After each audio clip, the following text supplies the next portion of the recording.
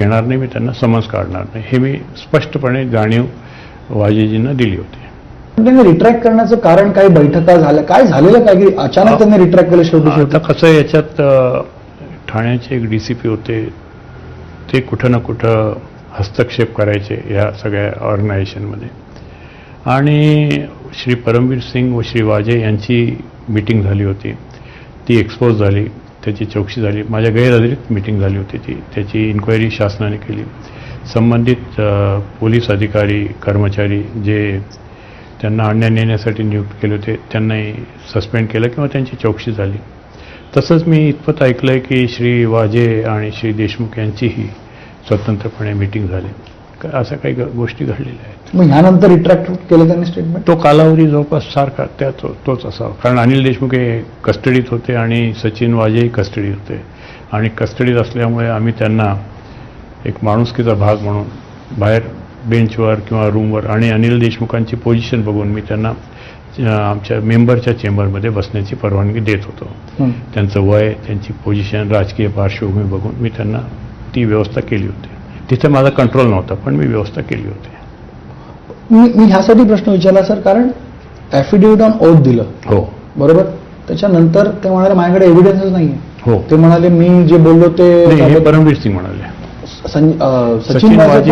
सचिन वाजेंनी सांगितलं हो माझ्याकडे पुरावा नाही की मी मीटिंग मध्ये गेलो नाही. आधी त्यांनी सगळं सांगितलं की 1750 बार झाल्या, ते बंगल्याचा उल्लेख केला. अगदी खरं आहे, घडलं होतं, पण त्यांनी नंतर नाही सांगितलं. मग ह्याला तुम्ही कमिशनचे अध्यक्ष म्हणून नाही म्हणत, तुम्ही एवढे लग्न बदललेले लोक पाहिली. निरपेक्ष बुद्धीनं आपल्याला कार्य करायचं, कळत असू नये, रेकॉर्डवर काही नाही तर आपण आपलं लेखणी चालू नये.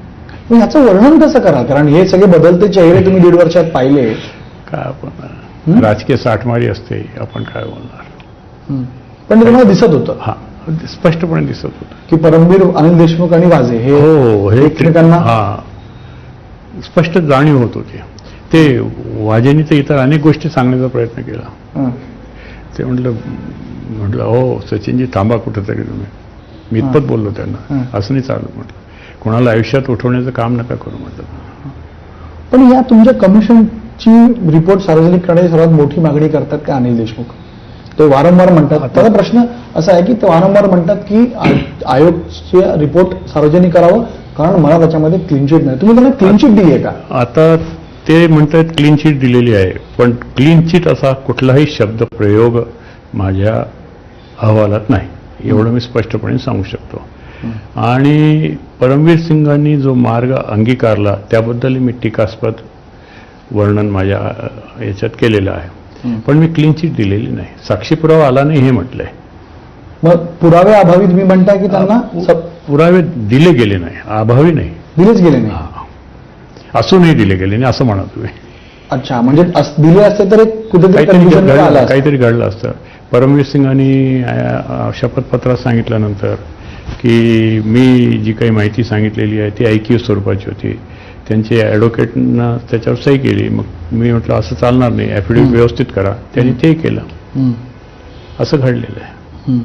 म्हणजे तेरी बी चूक मेरी बी चूकचा असा प्रकार घडलेला आहे दोघांच्या बाबतीत. आता ते एकमेकांच्या विरुद्ध आरोप प्रत्यारोप करत असतील, त्यांचं त्यांना लखलाव, पण त्यावेळेला जाणीव होत होती.